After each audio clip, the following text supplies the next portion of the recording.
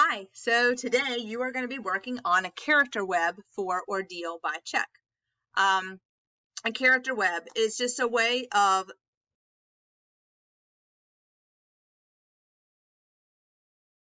drawing out what you've read.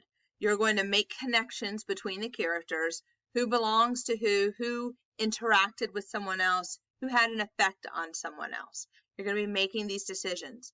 The people that you're going to include in this character web are Lawrence Exeter Sr., Jr., Dr. David McCoy, Marie Wheaton Exeter, Miss Daisy Windsor, Miss Flossie Wentworth, Tony Spagoni, Peter Vanzetti, and the Wall and Smith Law Firm. Okay, so here is what a character web could look like.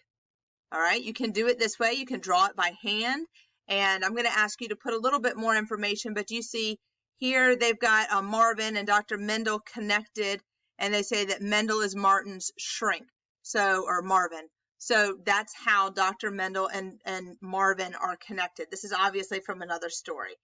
Dr. Mendel gets married to Trina, and that's interesting because he's Marvin's doctor, and Marvin and Trina used to be married, but they're divorced. So we're just making these connections between the characters. You can draw it out like that. Here's one that I've started. You can hand write it and draw it just like this. I've got Lawrence Sr., Lawrence Jr., I've got Dr. David McCoy, and then I wrote on there how they're connected, father and son. I got Dr. David McCoy delivered Jr. and then also treated Jr. when he got a shot to the head by the mob at the hospital. That was part of my story. Your story may be different. You think about what you think happened in Ordeal by Cheque, okay? So you're going to make connections between the people. You can color code it, you can just label it, but you have to have explanations about your connections. How are they connected? Are they lovers, father, son, lawyer? Why? What's going on? Divorce? Are they suing the mob? Is somebody shot in the head? What is your story? How do you have these people connected? So you have to have all 9 people. You also need to mention some of the things that happened in this story. They could constitute as events that happened that maybe connected the people in some way. So you would mention these in between, like where you're making your connections, you would write this kind of stuff out in between. So the toy company or the bicycle company, the Palisades Military School, the Columbia Military Academy, Hollywood Cadillac, the Repair Shop, Coconut Sweet Shop, Beverly Hills Diamonds. Like, we have all of these different places. Pick 5 of them and make sure that they are connected somewhere. After making connections between the people with the arrows, write in the space some of the incidents that took place. So mention the place above to tell your story and make the connections. Several people may be connected to each other. Be clear. Make it clear what your connections are. So maybe you don't want to draw it out like this. Something you can do is you can use Padlet. When you go into Padlet and you log in, you click Make a Padlet. And I think the best one to use is this Canvas one. You select it. And once it loads, what you do is you're going to give it titles. You can change, all of your settings over here on this side. But when you click, you double click. So you put the first person.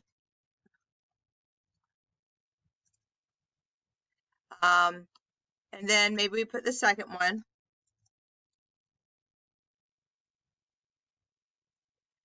Okay, you click the 3 dots now, and you click connect to a post. And then I click connect, and what it does is it draws this arrow between the 2. Okay, so when you have a whole bunch what I like about this is I can move this all around on the screen. If I find I need more room, I can move these people wherever I want, and the arrow still stays there. If I've connected them, it still stays there. Now, the one thing you will have to do is after you have it all drawn out and all the people connected, you're going to have to put in another box like this where you explain. So you have to have the right way that they are connected. So this one might be the easiest because you can move things around.